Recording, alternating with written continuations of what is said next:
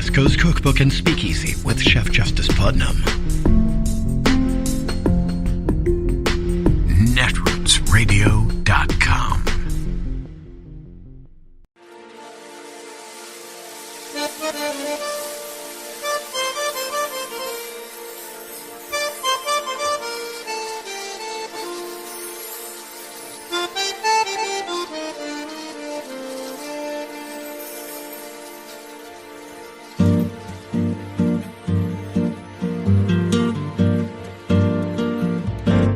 Je voudrais du soleil vert, des dentelles et des théières, des photos de bord de mer, dans mon jardin d'hiver.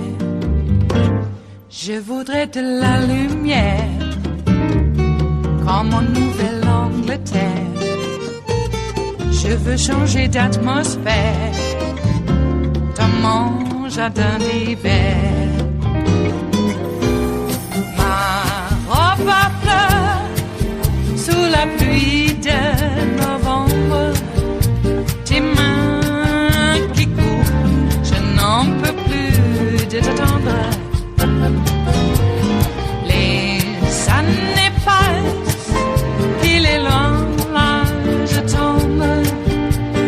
Nul ne peut nous entendre. Je voudrais du Fred Astaire, revoir un latte. Joining me now is my dear friend, Rachel Maddow. She's the host of The Rachel Maddow Show on MSNBC. And of course, her new podcast, Rachel Maddow Presents Ultra, which follows a remarkable, that somewhat forgotten seditious conspiracy trial undertaken by the Department of Justice against Nazi sympathizers at the close of the Second World War, a trial that did not have the same results as yesterday's. It's great to have you on, Rachel. Given that, we'll get into that trial, but given that it's not at all a sure thing, it was not a sure thing when these charges were brought, the significance, there's the legal significance, but also some broader, I think, symbolic significance of these convictions yesterday.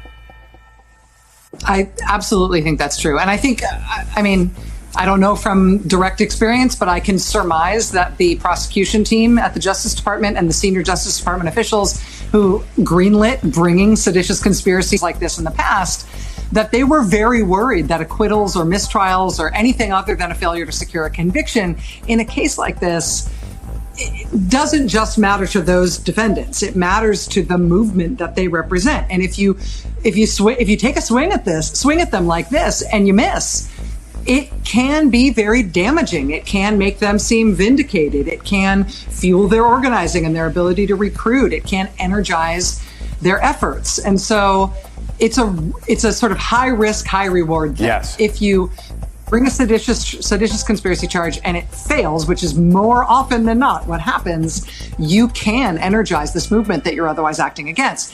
That said, if you bring a seditious conspiracy charge and it succeeds, as it has in the case of two of these Oath Keepers, you have, as you said, changed history, and you have clarified in an unimpeachable way that what happened in that incident, what happened on January 6th, was an effort to overturn the government by force, and that has been determined by the courts. Let's talk about the 1944 trial that makes up a good portion of your incredible podcast, which everyone should listen to, and it's totally compelling and addictive, in which they weren't able to get that outcome despite, as we learned in your telling, like pretty good evidence that there were people conspiring with the actual Nazi government, actually seeking to aid and abet their aims in this country during World War II. Yeah. I mean, it was the evidence against the Great Sedition case defendants in 1944 was stunning, including, I mean, one of the things that was alleged against them is that they were in a conspiracy with the Hitler government. And some of the evidence that emerges sort of late in the podcast that you hear about is evidence from the Nazi side, from the Nazi files and from captured Nazi leaders who are like, yeah, we were working with those Americans. I mean, to have it confirmed in that way, it's mind-blowing. But yet those prosecutions were not successful. 4 years before that, in 1940, there was a seditious conspiracy prosecution brought against 17 members of a paramilitary fascist group called the Christian Front, where they had U.S. military heavy machine guns and were planning on shooting up armories. They had been making and stockpiling bombs and stolen U.S. military weapons. They were absolutely planning on doing what the government charged them with doing, but there wasn't a successful prosecution there either. It's just really hard to convict people of sedition. We have a First Amendment right to say and believe terrible things and to associate with whomever we choose to. There are strong constitutional protections that are in the way of these types of prosecutions for the good. Our Constitution protects us in that way. Sedition is also hard to prove because, by definition, we've talked about this before, if you're on trial for sedition, it means your effort to overthrow the government didn't work. Right. And so it can, in retrospect, look like it was not that serious or never a real risk of succeeding. Well, and that I think is a really key part of all this, and I think a key part of understanding all this, because it is notable to me, the defense from the right very rarely has been like they were doing the right thing, right? It was basically these were goofballs, these were misfits, this was a mob, this was an accident.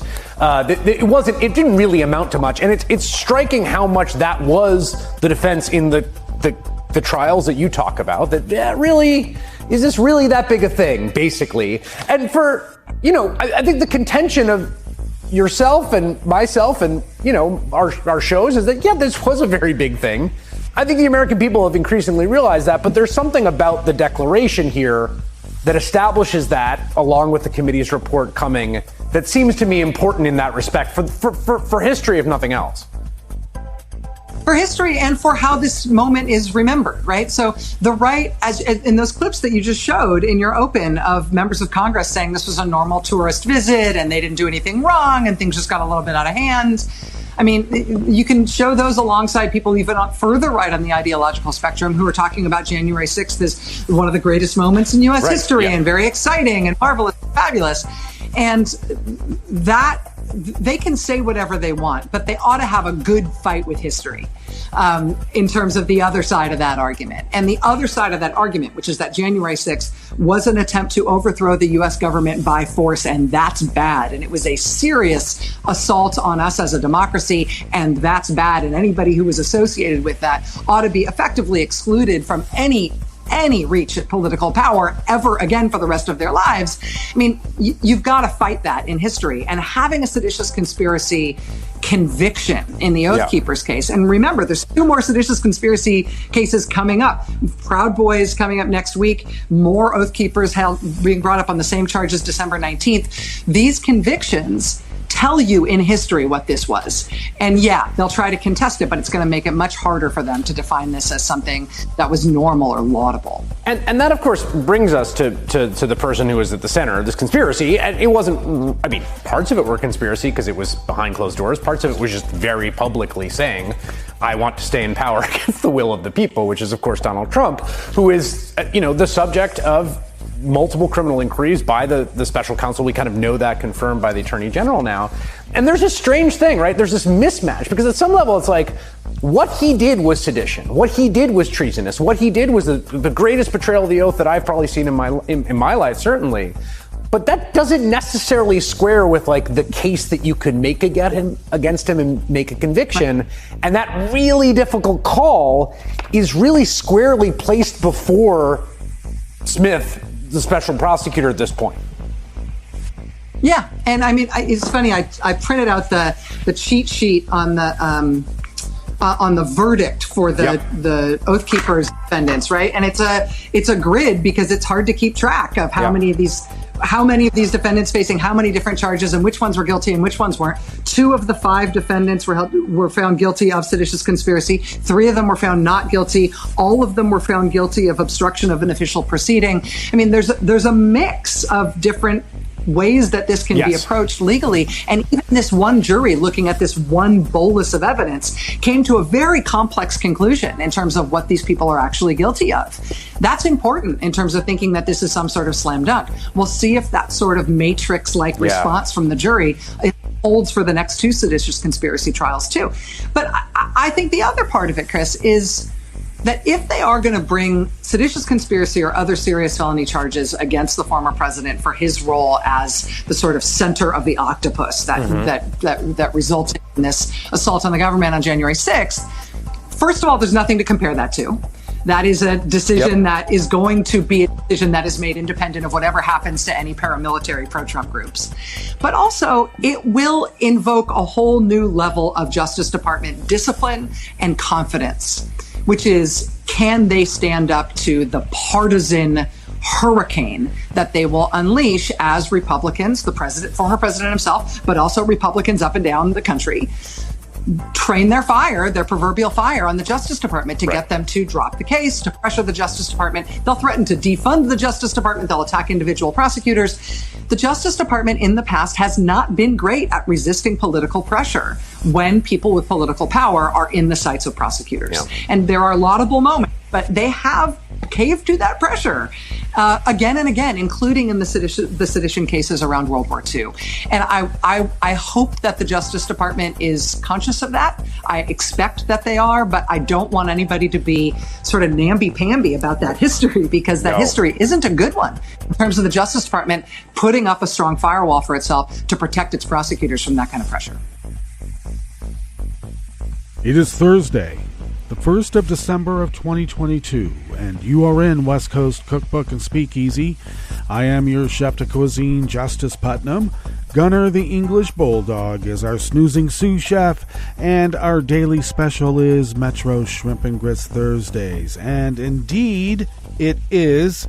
Unfortunately, I have to inform you that it has been quite a morning here at the mothership, and I will not be able to do the usual show.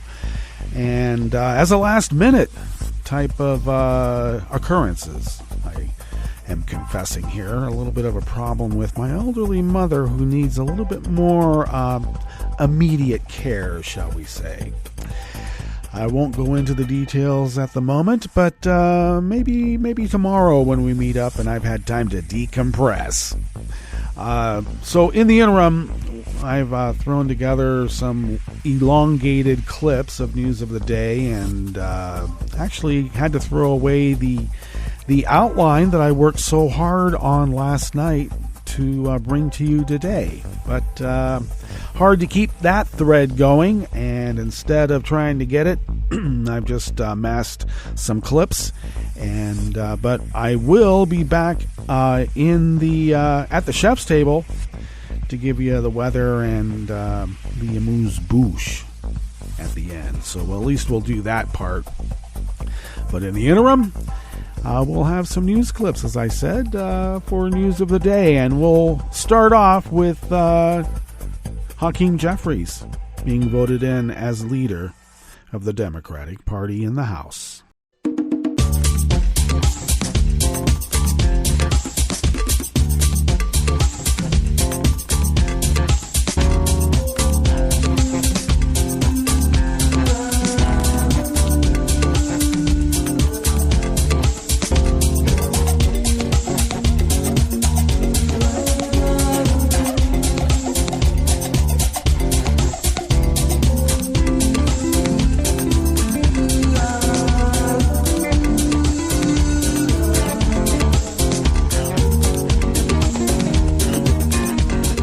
Good afternoon, everyone. It's an honor to stand before you today as the incoming House Democratic leader for the 118th Congress that will convene on January 3rd, and to be joined by my two good friends, amazing colleagues and partners, the incoming House Democratic Whip, Catherine Clark, and the incoming caucus chair, Pete Aguilar. Let me first begin by just expressing my heartfelt thoughts and prayers for the family of Don McKeachum. He tragically passed away. The House Democratic Caucus is a family, and Representative McKeachum was an incredibly important part of that family, and he will be deeply, deeply missed. I also want to convey my thanks to Speaker Nancy Pelosi, an extraordinary speaker for the ages, who has delivered so much for so many over such a significant period of time. Our caucus is better, our country is better, the world is better because of Speaker Nancy Pelosi's incredible leadership. I also want to thank our current House Majority Leader, Steny Hoyer, and our current House Majority Whip, Jim Clyburn, for their incredible friendship, mentorship, and support for all of us along this journey from the very beginning of our arrival in the Congress. We stand on their collective broad shoulders, building upon the incredible work that they've done, excited about the opportunities to advance the ball for everyday Americans as we move forward into our future. I was born at Brooklyn Hospital, raised in Crown Heights by my two parents who were public employees, a caseworker and a social worker in a middle class, working class neighborhood in the midst of the crack cocaine epidemic in the 80s into the early 90s. I'm thankful for them, thankful for their love, support, and prayers throughout the years, throughout my journey into adulthood and my journey as a public servant.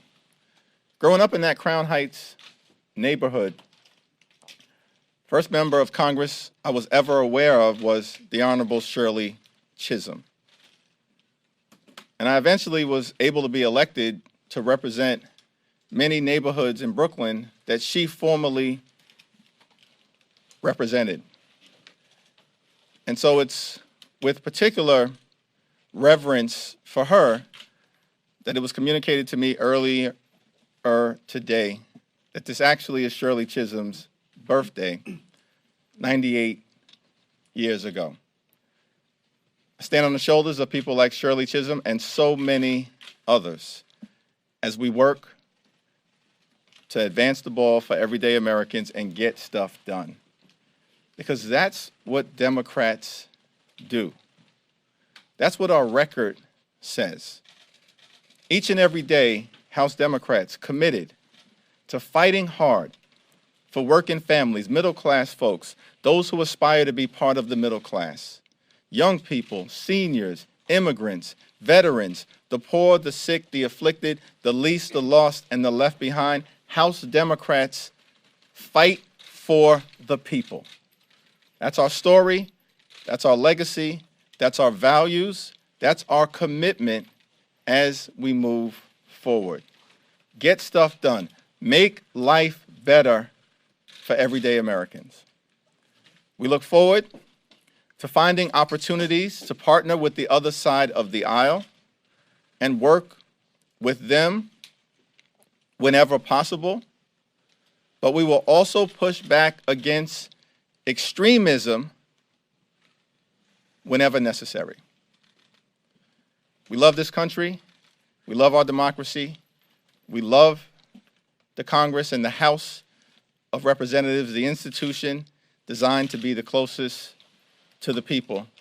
And we're going to fight hard each and every day we have this honor to serve in Congress to deliver.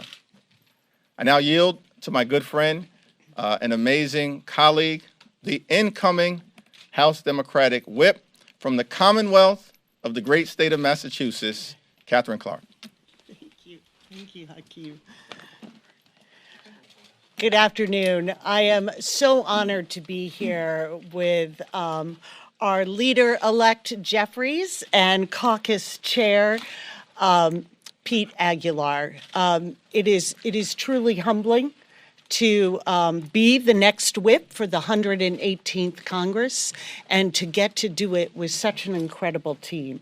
And as Hakeem referenced, we as a team and as a caucus reflect the diversity and the strength of the American people.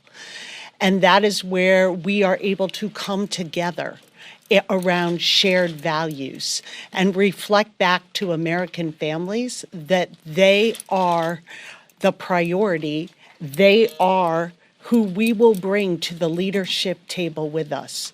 Their stories, their challenges, their victories, and solutions for what they are facing. And I want to join Hakeem in sending our condolences and our love to Don McKeecham's family. He will be sorely missed in our caucus, a absolute tireless advocate for environmental justice and justice in everywhere in this country. And I'd also like to thank our incredible, iconic speaker, Nancy Pelosi, and leader Steny Hoyer for their service to this caucus, to the American people, and for their continued friendship and guidance. And our message today to the American people is very simple. House Democrats are ready to work for you. And in the last 2 years, under the leadership of President Biden, we were able to beat back a pandemic, get vaccines in arms, get schools reopened, bring back our small businesses. Then we passed the Climate Action Bill that was the largest in the history of our country. We saved the childcare sector. We created 10 million jobs. We passed the first gun reform bill in 3 decades.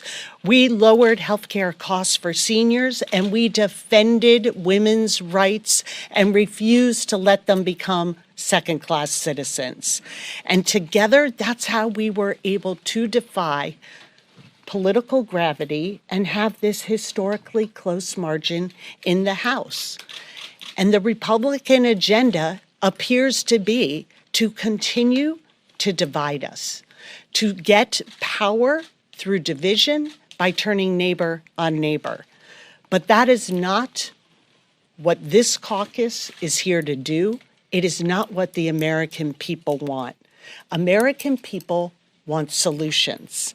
It is not just Democratic families that are struggling to afford childcare and health care. It is not just Democratic families who are struggling to afford housing. It is not just Democratic women who want freedom to make their own decisions about their bodies. And it is not just Democratic families who want clean air to breathe and clean water to drink. So we are going to come together as a caucus. Our door is open for any member from across the aisle who wants to get to work for the American people. And if they want to divide, if they want to obstruct, if they want to have political theater instead of finding those solutions the American people want, then we will be here to oppose. But today is a day of transition and hope and a renewal of the shared values of our caucus. And I am so pleased for the first time to be able to turn the mic over to our caucus chair, Pete Aguilar. Thank you so much, Madam Whip. Do I wait until next year to start that? I'm just going to do it. I'm just going to do it now. Thank you so much to my good friends, Catherine and Hakeem. And you guys know that when we say those terms, we don't always mean it. But it's absolutely true. These are good partners, good friends, and I look forward to working with them in the years to come. Everything that Leader Jeffries and Whip Clark stand for is exactly what the Democratic caucus has been advocating and will continue to protect: individual freedoms, health care. Those are going to be the things that we continue to support and that we continue to push back on the other side as they attempt to erode the agenda that we have accomplished over the last few years. It's not lost on me what my election means for my community, for the Latino community. Being a kid from San Bernardino, having an opportunity to help guide this caucus is a great responsibility, and I don't take it lightly. What we're fighting against is this MAGA extremism, and we heard loud and clear this election from the American public that they want us to work to get things done for them. They want us to reduce the costs that they have, and they want us to stamp out extremism in every form. And so that's going to be our mandate. Unfortunately, there's folks who, on the other side of the aisle, who go to white nationalist conferences and come from the most far-right corners of the country. And we're going to have to continue to push back against those ideas as well. And every time that the other side pushes these theories, these dangerous theories, we're going to have to hold them accountable to the American public. As the Republicans turn to extreme partisanship and the circus of trying to elect a leader, what you've seen here is this transition. The energy in that room was amazing. For a group that is going to be in a very thin minority, the energy of our caucus was handshakes, high fives, and hugs as we transition. That's the legacy of Nancy Pelosi, Steny Hoyer. And that's what's going to be important moving forward. While Kevin McCarthy is auctioning off real estate and square footage for every vote he can, we're united together. And we're in this together for the American public. And we never lose sight of who we are and where we come from. And that's what our mission and mandate is. Thank you.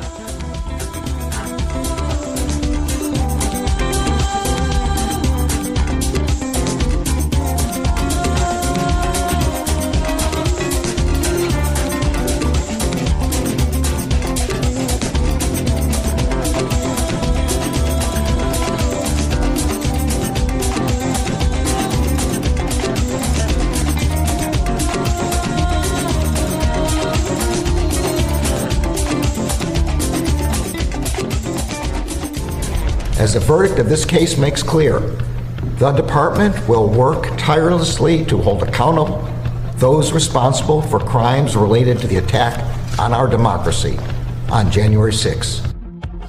The Oath Keepers sedition trial he was referring to, Trump's white nationalist dinner guest, and Kevin McCarthy's embrace of his party's fringe. It's all happening at the same time, and it's all connected. We begin tonight with a resounding victory for the Department of Justice. Oath Keepers founder Stuart Rhodes was convicted Tuesday of seditious conspiracy for a violent plot to overturn President Joe Biden's election. It's Yale to jail for the insurrectionist, whose real name is Elmer, and who I should note wears that eye patch, not because he's some sort of war hero, but because he accidentally shot out his own eye. Meaning he's bad at two things: overthrowing democracies and handling a firearm.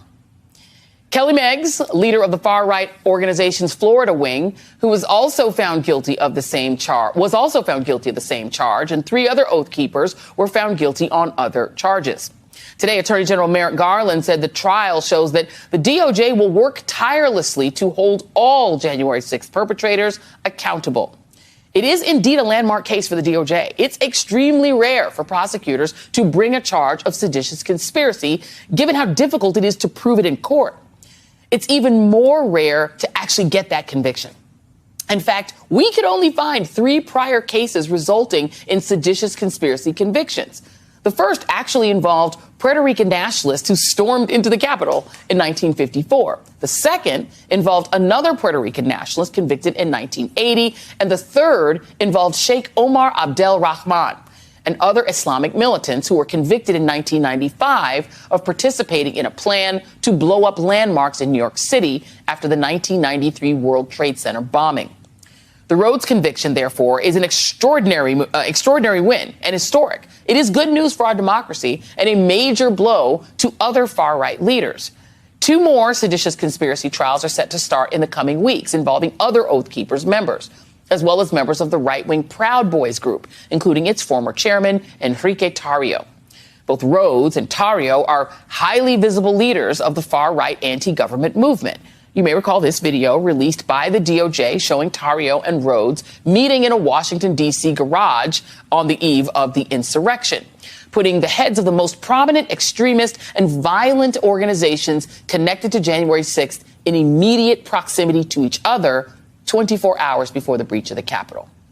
But I think it's important to note that the verdicts against Rhodes, Meggs, and their associates are not some separate, isolated story from everything else we've been talking about on this show every night. It's not separate from Donald Trump dining with Nick Fuentes, an outspoken anti-Semite and white supremacist, and above all, someone who hates women. Or active members of Congress, not retirees like Trump, members of Congress with actual current power, speaking at conferences organized by Fuentes. Or members of a major political party embracing white replacement theory, thanks to Fox's most watched host, Tucker Carlson, whose mission in life seems to be stoking white fear and injecting racist conspiracy theories into households across America. In fact, when you put all these guys in a room, which, I mean, it's kind of hard to pinpoint where one ends and the others begin. You know, they say about America, they say diversity is our strength. How precisely is diversity our strength? Black people are violent, you know. They have chaos and violence in their communities. Send the military into these black neighborhoods, make the streets safe, they'll complain about it. It doesn't matter. We should send in the troops if necessary to restore order. Well, not with the Jim Crow stuff. Who cares? Oh, to drink out of a different water fountain. Big deal. Oh, the legacy of Jim Crow. That was 67 years ago. It is ancient history now. With thanks to The Daily Show for that mashup. And that kind of rhetoric has consequences. Today, the Department of Homeland Security raised concerns about potential threats to the LGBTQ, Jewish, and migrant communities from violent extremists inside the United States, saying Americans motivated by violent ideologies pose a persistent and lethal threat.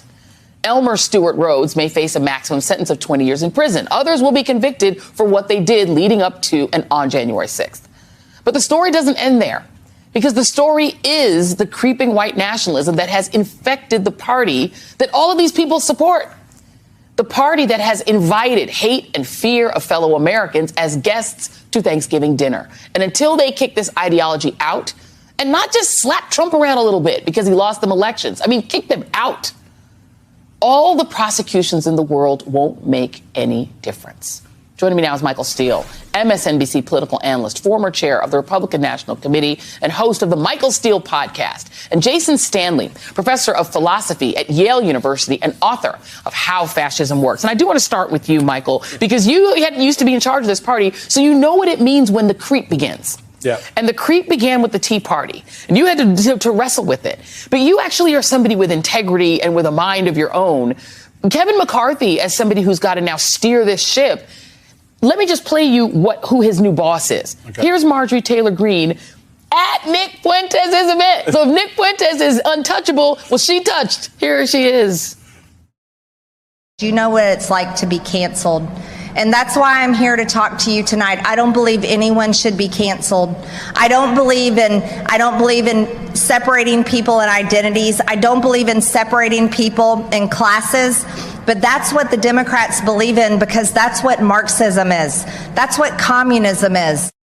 And she was introduced by Fuentes at that event. Yeah, that's just a load of crap. It's total BS. And so she doesn't want to cancel people, and she doesn't want to break people off into these different classes or whatever. Then why are you calling your fellow Republicans rhinos? Why are you separating those of us who have been stalwarts of Lincoln, Reagan, Eisenhower, Bush republicanism as a pariah? So, just cut the act. You're hanging out with the people who represent your values and your interests. When you show up at a Fuentes event, that says more about you than it does Fuentes, because we know who he is. We know what that is. So now your embrace of it says a lot about you. But here's the ugly, dirty little rub, Joy, is that the leadership of the Republican Party refuses to reject it, refuses to say, that's not us.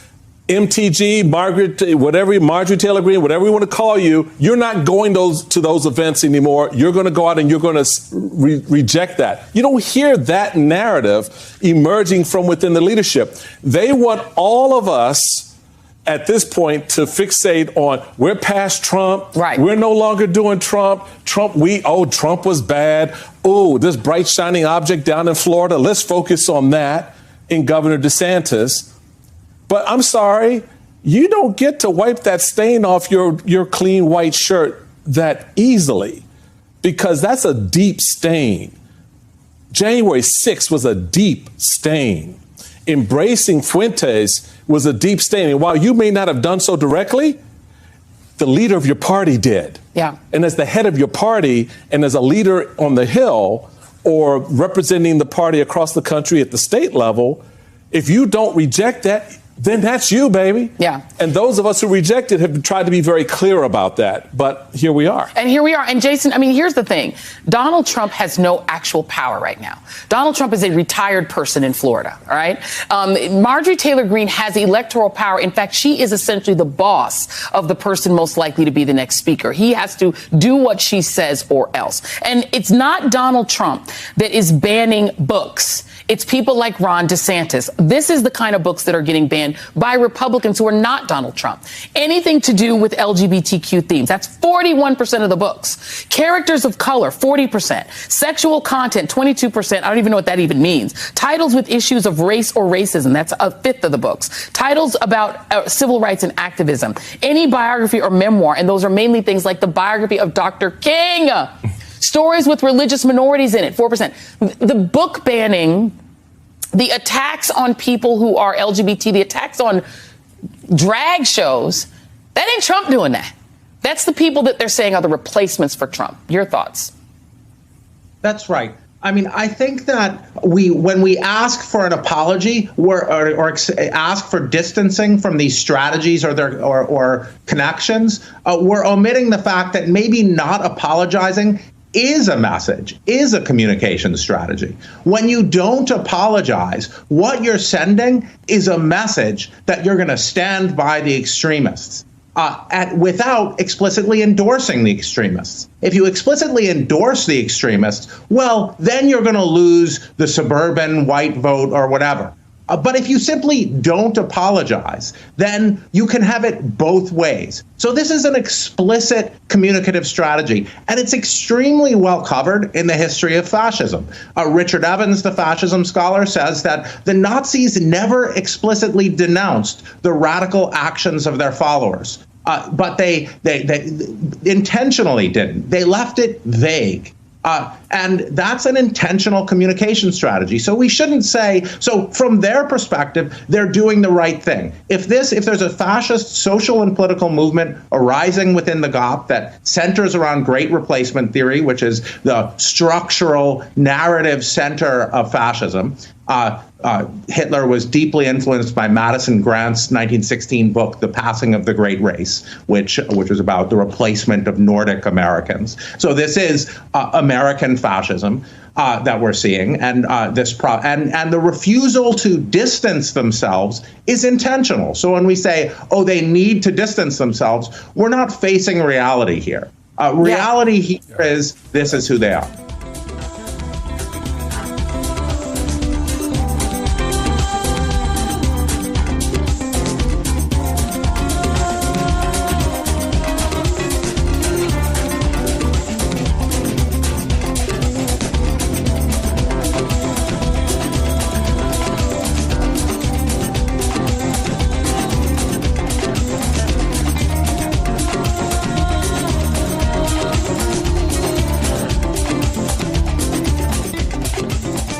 Joining us now is Melissa Murray. She's a professor at New York University School of Law, co-host of the legal podcast, A Must Listen, Strict Scrutiny, and an MSNBC legal analyst. Melissa, it's great to see you. Thanks for coming on the show. Thanks for having me. I don't understand why this isn't headline news, like across the country, and it is shocking and it is unacceptable if you believe in the independence of the judiciary. How can this be going on?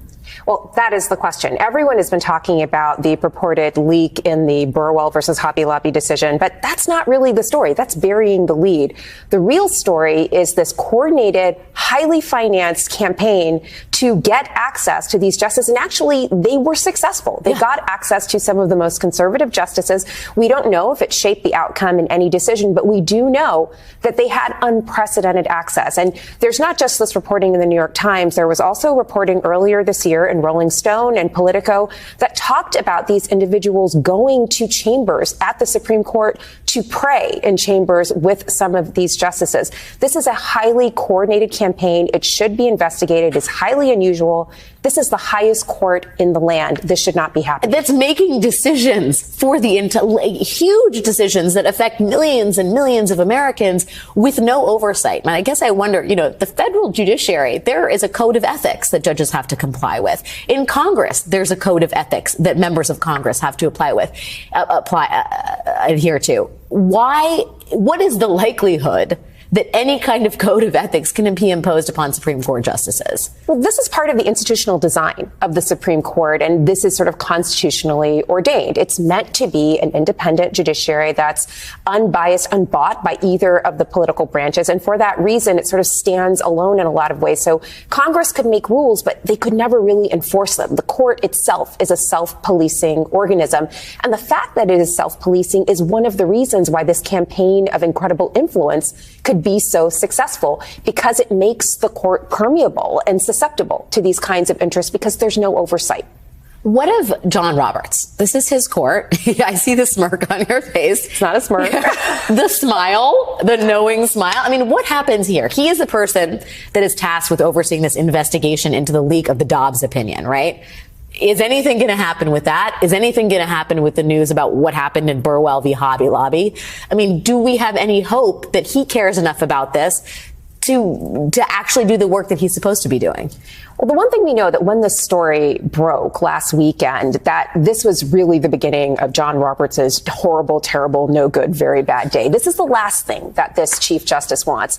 He is a conservative, to be sure, but as the Chief Justice of the United States, he is the institutional steward of this court, and he cares deeply about the court's legitimacy. And frankly, this court's legitimacy has been in tatters since the Dobbs decision. People believe that the court is highly politicized. They believe that the Dobbs decision was not a function of law, but rather a function of the changed personnel on this court, that we went in 1 year from being a 5-4 bare conservative majority to a 6-3 conservative supermajority. And he knows that. So he could not have been happy about this. Whether he can actually take steps to do something, whether he can police this conservative supermajority that he is nominally the head of, that is a different story entirely. We have seen him basically hobbled in the face of these 5 justices who seem bent on doing what they like and not what the Chief Justice wants. And when you talk about justices bent on doing what they like, I mean, the impunity with which Justice Alito appears to have been operating, not only this purported alleged leak of the 2014 Hobby Lobby decision, but potentially the Dobbs leak. I mean, I think everybody thinks if there's someone that leaked this thing, it was probably Justice Alito at this point. Do you concur with that? Well, I think if past is prologue and if the first leak was attributable to Justice Alito, then it stands to reason why people would think he's also responsible for the second leak. But I would underscore the leak isn't the problem. The problem is that this is a justice who said to the Wall Street Journal that merely questioning the Supreme Court's legitimacy crosses a line. But praying in your chambers with people who have real business before the court does not cross a line. That takes incredible cheek to look the people of the United States in the face and say, you can't question this court and you can't question what we do, even though what we're doing crosses so many lines.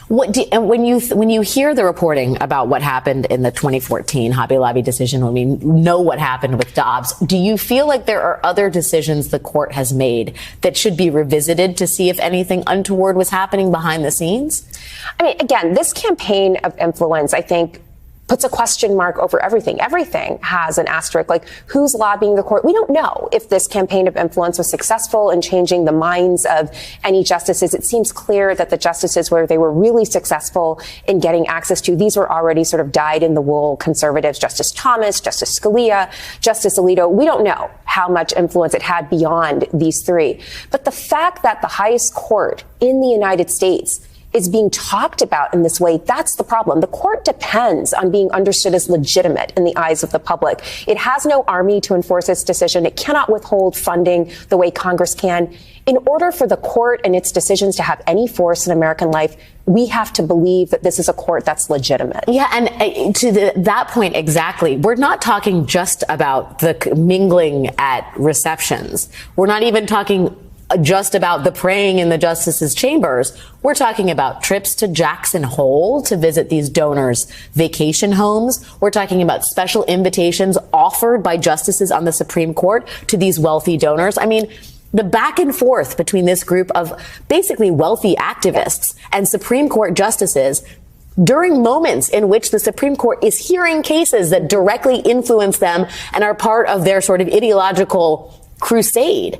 I mean, it's just such a shocking breach of ethics. The justices have to understand how just destructive that is to the legacy of the court. So it's not even that. I mean, it's not simply that these people are wealthy and they have access, but for most ordinary Americans, the work of the court was incredibly inaccessible until the pandemic, when the court began live streaming audio of oral arguments. Otherwise, you had to go down there, you had to wait in line to get in, unless you knew the justices and they would give you their seats.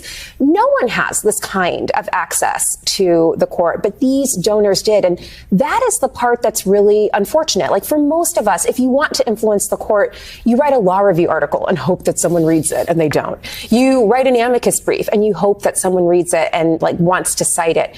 You don't buy a building across the street from the Supreme Court, which is what this reverend did. He raised over $30 million for this purpose of changing the course of American politics. And part of that project was influencing these justices. And to do that, he bought a building across the street from the court. He got access to court employees. This isn't what ordinary people do if they want to be heard by the court. All right, let us now go to our break, and when we get back from that break, we will go through weather from around the world, and we will finish up with the stories that we have curated for you today. You're listening to West Coast Cookbook and Speakeasy, and we will be right back. You are listening to netrootsradio.com. Please hang up and try again.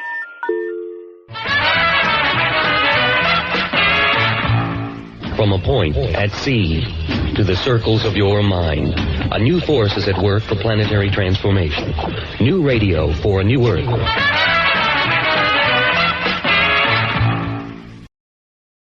Hi, it's Tom. Could we humbly suggest your donation to netrootsradio.com? All we've got to run this 24-hour powerhouse of progressive resistance radio is what comes out of our own wallets. And you are our biggest donor. And it doesn't take much, $3, $5. Just go to the bottom of our netrootsradio.com page and hit our secure donate button. Heck, you can even make a recurring contribution. So donate what you'd like at the bottom of our netrootsradio.com's homepage. Because you are our biggest donor. netrootsradio.com. Together, we are Resistance Radio.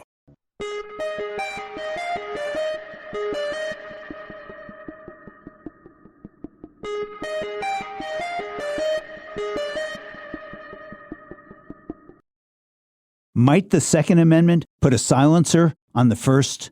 I'm Bill Newman, and this is the Civil Liberties Minute. Consider this example. You go to a demonstration. Your side has on display its banners and signs and principles. The other side has on display its signs and banners and principles. And many are openly carrying guns. And so you back off, hang back, are quieter. Maybe you skip the demonstration altogether. Maybe others feel the same way, and maybe the demonstration is canceled or is a fraction of the size it would have been. Maybe. Since 1791, freedom of speech and assembly have been fundamental constitutional rights. In 2022, the Supreme Court ruled that carrying a firearm in public also is a fundamental constitutional right. And, as a recent New York Times headline read, protesters turned to guns to shout over their rivals. The report began, quote, "Across the country, openly carrying a gun in public is no longer just an exercise in self-defense. Increasingly, it is a soapbox for elevating one's voice, and just as often, quieting someone else's." Of course, the story of the effect of the Second Amendment right to carry guns on freedom of speech is still to be written.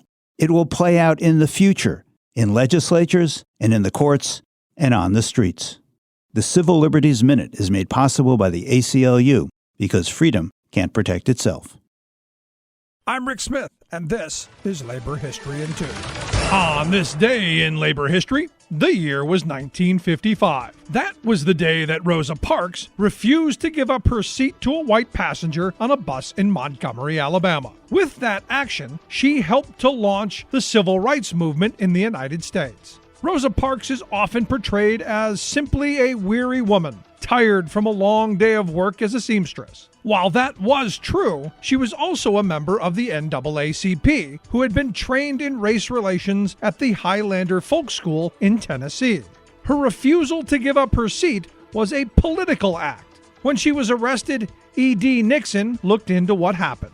Nixon was a leader of his union, the Brotherhood of Sleeping Car Porters. He called the police department to inquire about Parks, only to be told it was none of your damn business. He found a lawyer and posted her bail. Leaders in the black community decided to declare a bus boycott for the following Monday. They called themselves the Montgomery Improvement Association. The first day of the boycott was a rounding success, but many wanted to end the action. At a meeting of the Montgomery Improvement Association, Nixon gave an impassioned speech where he said, "What's the matter with you people? We have been living off the sweat of these washermen all of these years, and you have never done anything for them. Now you can have a chance to pay them back. And you're too damn scared to stand on your feet and be counted." They decided to continue the boycott. In order to keep it going, organizers established a private taxi service to ensure that black residents could get to and from work. For more than a year, they kept up the boycott until they won their fight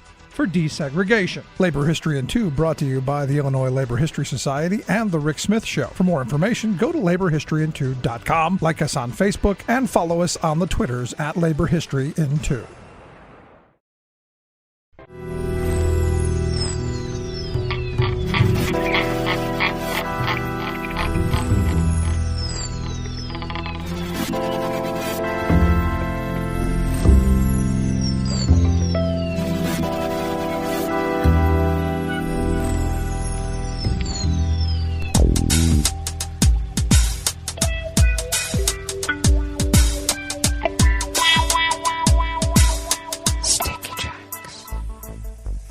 Thank you for accompanying us here to the chef's table at West Coast Cookbook and Speakeasy, Metro Shrimp and Grits Thursdays. A little bit of jambalaya, a little bit of spice in your life. We always begin weather from around the world along the banks of the Rogue River and the Rogue River Valley of Southern Oregon on the west coast of the continental United States of America, where it is 29 degrees Fahrenheit. We continue in a winter weather advisory, and we're supposedly expected to top out at around 40 degrees in temperature today, but we'll see how that is. Cloudy with occasional showers later on. It looks like we'll have a snowy mix in just about an hour. Winds out of the west at 5 to 10 miles per hour, and between that snowy mix, we should be getting about a quarter inch. Partly to mostly cloudy overnight with lows in the mid to upper 20s.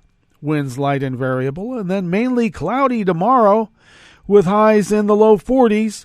Winds light and variable, and maybe we'll have a little bit of rain, but that is expected more on the weekend. Looks like pollen is rated as none here in the town of Rogue River itself. The air quality index for the region is moderate at 80 parts per million because of people burning wood in their fireplaces. The daytime UV index is in the low range at level 1. Barometric pressure is holding steady at 29.76 inches. Visibility is at 7 miles. And relative humidity is at 100%. Weather from around the world is brought to you by a crowd of crowdsourced weather stations that a crowd crowdsources from around the world, and that's why it's called the Weather Underground. London is 46 degrees and cloudy. Paris is 43 and cloudy. Rome is 55 and fair. Kyiv is 25 and mostly cloudy. Kabul is 43 and partly cloudy. Hong Kong is 57 and also partly cloudy. Tokyo is 47 and mostly cloudy. Sydney, Australia is 63 and mostly cloudy. San Francisco, California is 51 degrees with heavy rain. And New York is 41 degrees Fahrenheit and cloudy. And that is weather from around the world, brought to you by a crowd of crowdsourced weather stations that a crowd crowdsources from around the world.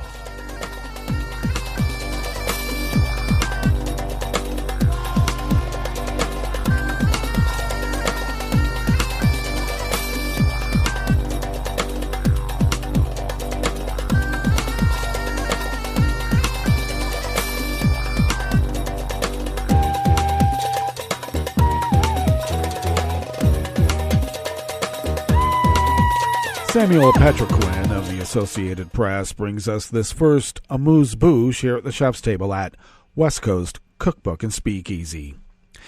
The European Union proposed yesterday, Wednesday, to set up a UN-backed court to investigate possible war crimes Russia committed in Ukraine and to use frozen Russian assets to rebuild the war-torn country. European Commission President Ursula von der Leyen said in a video message that the EU will work with international partners to get the broadest international support possible for the tribunal while continuing to support the International Criminal Court. Since Russian President Vladimir Putin ordered the invasion of Ukraine on February 24th, his military forces have been accused of abuses ranging from killings in the Kyiv suburb of Bucha to deadly attacks on civilian facilities, including the March 16 bombing of a theater in Mariupol that an AP investigation established killed close to 600 people.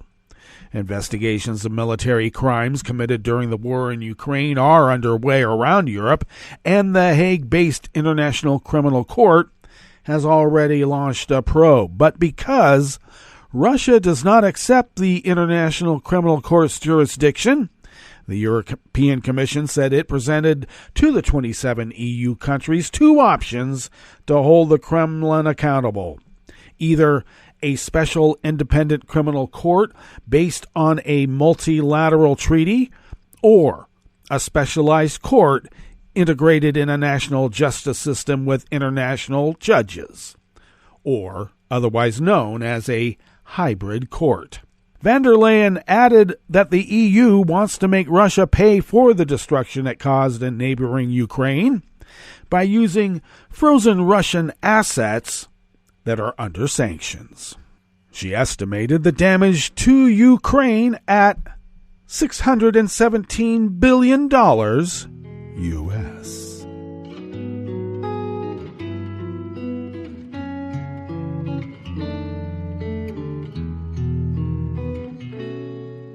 Je te donne, c'est mon amour pour la vie entière.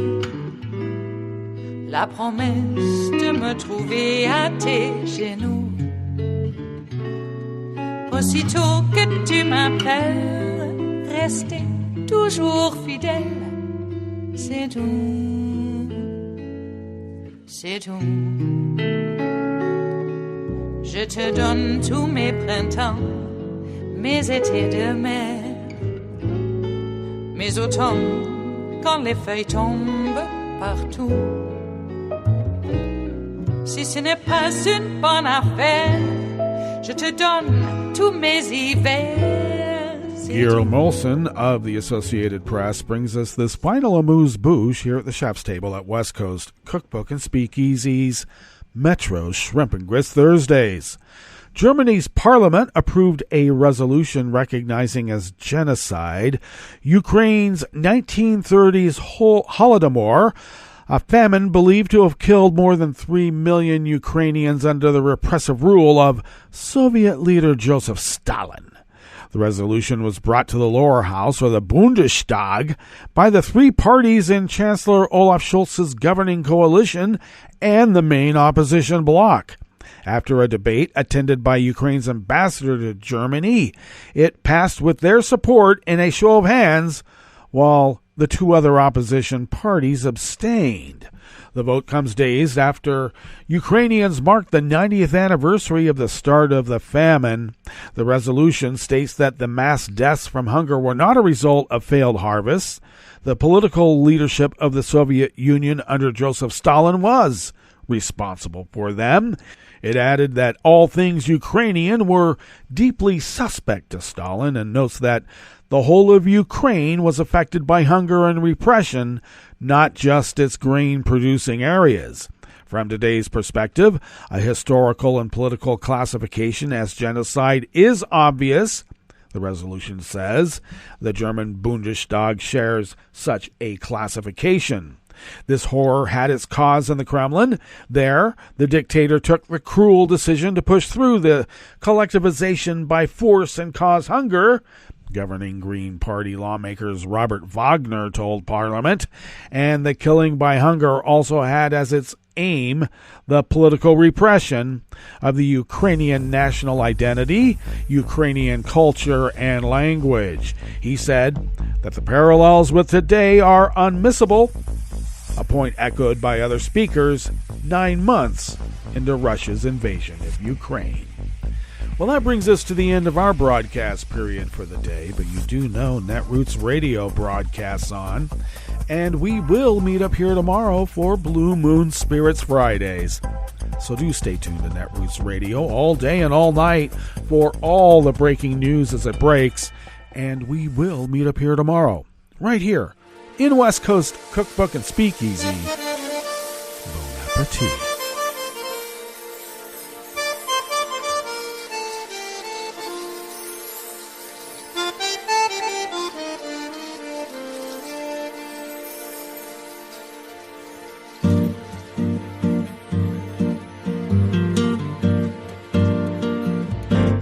Je voudrais du soleil vert, des dentelles et des théières, des photos de bord de mer, dans mon jardin d'hiver.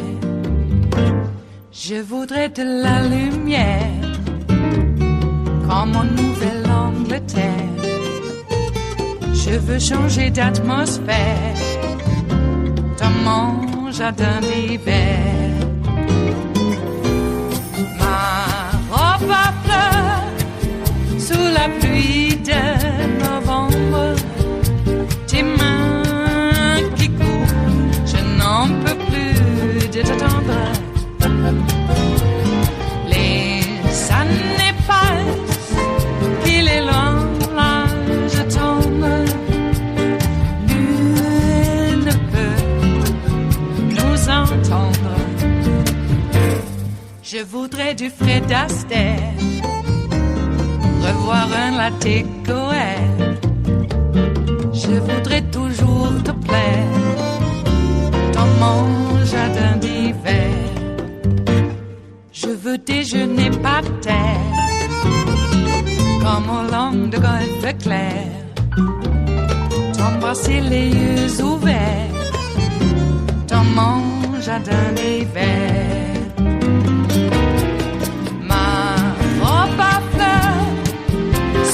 Pluie de novembre, tes mains qui courent, je n'en peux plus de t'attendre. Les années passent, il est loin, là je tombe. Nul ne peut nous entendre. Ba-da-da-dum-di-da-dum. Ba-da-da-dum-di-da-dum. Ba-da-da-dum-di-da-dum. Dans mon jardin d'hiver. Ba-da-da-dum-di-da-dum. Ba-da-da-dum-di-da-dum. Ba-da-da-dum-di-da-dum. Dans mon jardin d'hiver. Dans mon jardin d'hiver. Dans mon jardin d'hiver.